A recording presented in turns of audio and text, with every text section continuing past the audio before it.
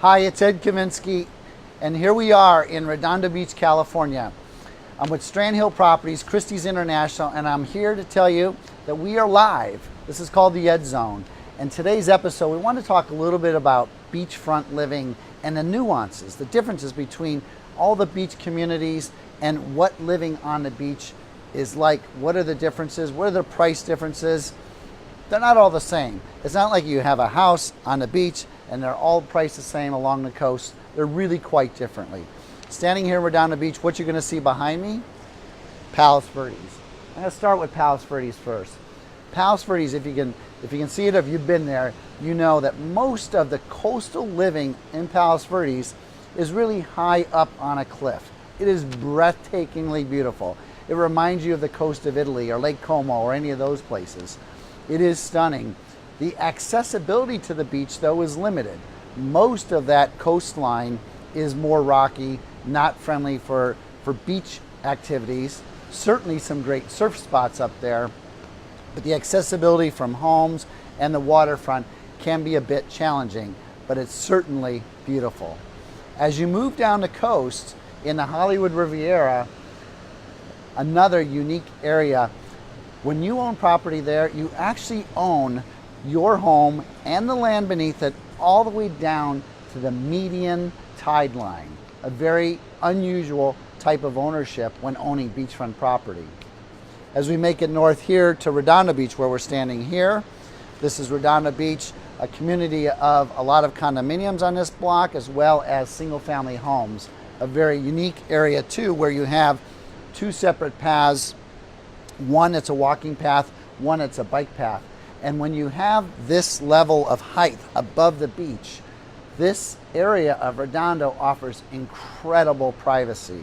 So if you want beachfront living and privacy, Redondo Beach might be the place you want to be. You still, though, unlike Palos Verdes, have access to the coast. You simply walk out your back door, you walk down to the beach, you're on the sand, you're surfing, whatever it is you want to do. As we move north now to Hermosa Beach and Manhattan Beach, Hermosa, first of all, has the path in front of their homes, and they are a shared walkway and bike path, which is unique to Hermosa Beach. As you move north to Manhattan Beach, you actually split into two paths, one a walking path and one a bike path. Both of those communities are highly sought after, great local community activities with restaurants and bars and shops, and a very, very active beach, be it walkers, bikers, volleyball players. So if you like that activity in front of your home and want to be a part of it, an amazing place to choose coastal living. We'll go a little bit north now to Playa del Rey. Also a very unique situation, completely different than all of these. The homes literally sit right on the sands. The walking path or bike path is approximately, I'd have to guess, somewhere between 50 yards to 100 yards from the home. So you don't have that kind of daily activity and eyeballs staring in at you. You really do have private beach living. It's a little bit different, however, because you don't have as much of the hustle bustle of the shops and the restaurants and things like that as a part of that community. It's really more of a place to go escape and get beach living, and then either pop into Playa Vista or come on down to the beach community in Hermosa or Manhattan. Now, of course, when you move north, far north of that, you end up in Malibu, a massive city with a lot of coastline properties that vary both in style, from sand to cliffside to being built on stilts and water crashing under your home. A lot of different varieties up in the Malibu community if you've been up there. Now, price-wise, is there really a difference between all these coastal communities? There is, absolutely. Not only does it depend on the house, the lot size, the ocean frontage, the quality of the construction, but in general, I'm going to just give you some basic comparisons of new homes or newer homes or newly renovated homes, just to give you an idea of price per square foot in the different communities.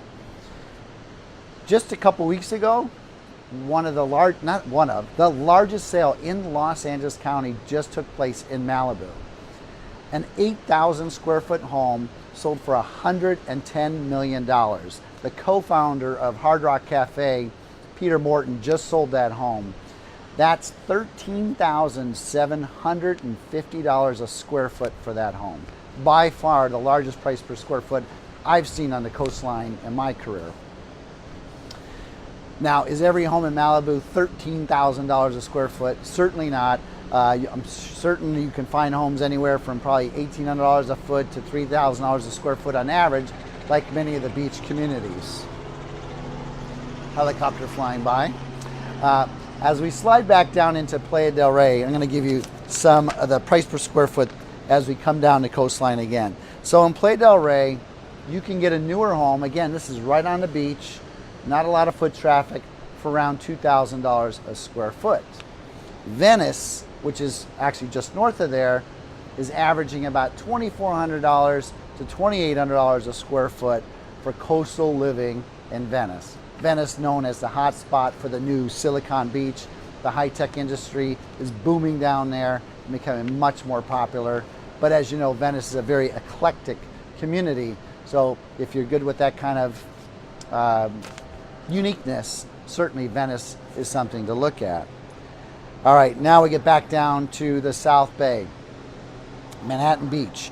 Manhattan Beach pricing is averaging $2,800 to $3,000 a square foot for a great home on the beach.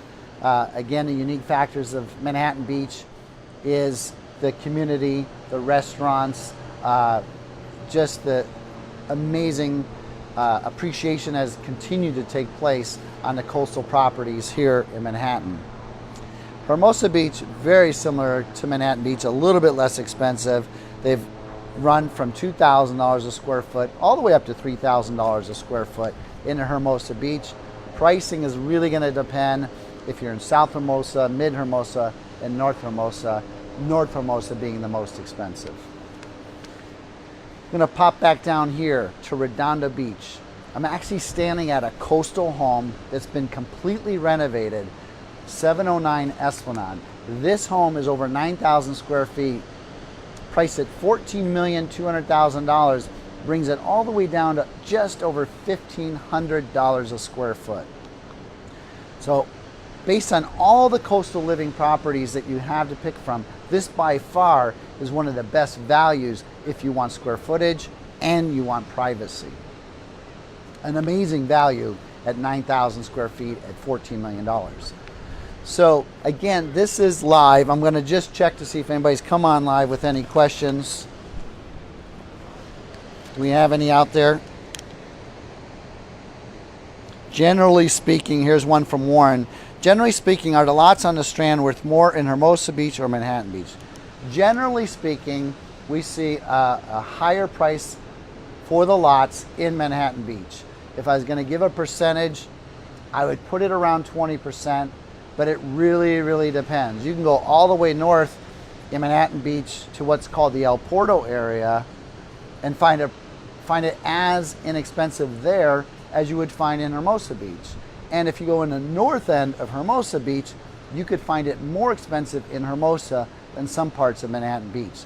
So it really is highly dependent on the block and the lot size. Next question.